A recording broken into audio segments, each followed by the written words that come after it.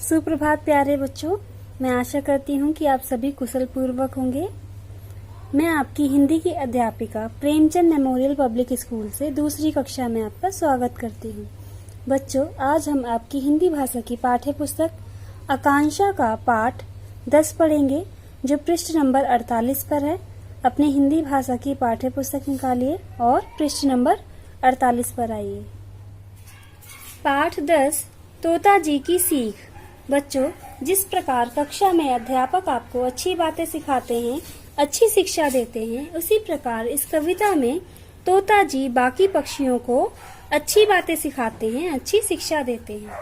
आइए जानते हैं तोता जी बाकी पक्षियों को अर्थात अपने विद्यार्थियों को क्या क्या सिखाते हैं।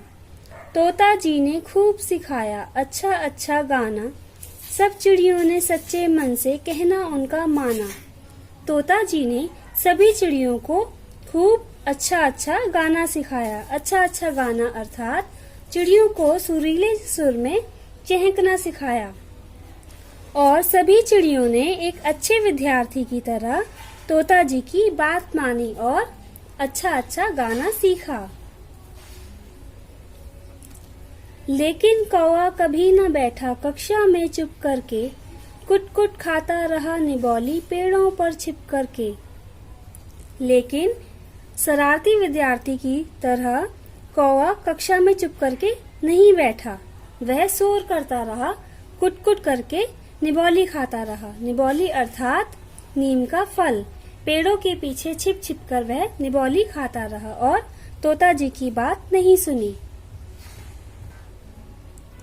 कोयल ने समझाया उसको, पर वह समझ न पाया, कुहू कुहू से उसको अपना कांव कांव ही भाया।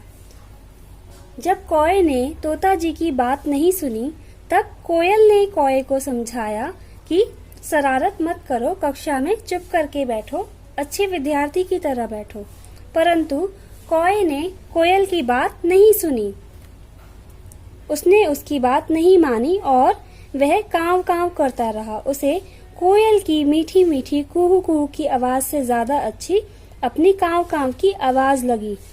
जब कोयल कुहू कुहू करके उसको समझाती तो वह कांव कांव करके उसको चुप करा देता। सहपाठी की जिद से हारी कोयल छिपकर गाती, अपनी मीठी तान सुनाकर सबका मन हर्षाती। सहपाठी का अर्थ होता है बच्चों साथ में पढ़ने वाला। जो विद्यार्थी आपके साथ पढ़ते हैं आपकी कक्षा में, वे आपके सहपाठी होते हैं। कौवा कोयल का सहपाठी है और कोयल जब उसे बहुत अच्छी तरह से समझाती है तब भी वह उसकी बात नहीं सुनता। तब कोयल थक हार कर कौए से छिप छिप कर गाती है अर्थात छिप छिप कर कुहू कुहू करती है। अपनी मीठी तान सुनाकर सबका मन हर्षाती। हर्षाती का अर्थ होता है बच्चों खुश करती। कक्षा में सभी विद्यार्थियों को तोता जी को अपनी मीठी मीठी तान अर्थात सुरीली आवाज सुनाकर सबका मन हर्षाती, सबका मन खुश कर देती। उसकी तारीफें सुन सुनकर कौवा जल भुन जाता, घर घर जाकर शोर मचाता, कान सभी के खाता। कक्षा में जब कोयल की सुरीली आवाज सुनकर सभी पक्षियों का मन खुश होता, तोता जी प्रसन्न हो जाते और उसकी तारीफें करते, तब कौए को बहुत बुरा लगता। उसकी तारीफें सुन सुनकर कौवा जल भुन जाता अर्थात उसे बुरा लगता कि उसकी तारीफ क्यों हो रही है। घर घर जाकर शोर मचाता, कोयल की तारीफ सुनकर उसे बुरा लगता, जिस कारण वह घर घर जाकर शोर मचाता और सभी के कान खाता अर्थात सभी को अपने शोर से परेशान करता। जब कोयल की तारीफ होने लगी तो कौए को बुरा लगा और कोयल की आवाज सुनकर सभी लोग खुश न हो, इसलिए वह घर घर जाकर अपनी आवाज से शोर मचाता और सबको परेशान करता। बच्चों, पृष्ठ नंबर 49 पर आएंगे। संदेश। अच्छी शिक्षा चाहे कोई भी दे, हमें अवश्य ग्रहण करनी चाहिए। अर्थात हमें अच्छी बातें कोई भी व्यक्ति या कोई भी प्राणी सिखाए तो हमें उस अच्छी बात को, अच्छी आदत को अपने अंदर ग्रहण कर लेना चाहिए, अर्थात सीख लेना चाहिए, चाहे वह कोई भी हो। ओके। यदि कोई व्यक्ति हमें पसंद नहीं है और उसमें कोई अच्छी बात है तो हम उससे भी वह अच्छी बात सीख सकते हैं। ओके बच्चों, आपकी यह कविता समाप्त हुई।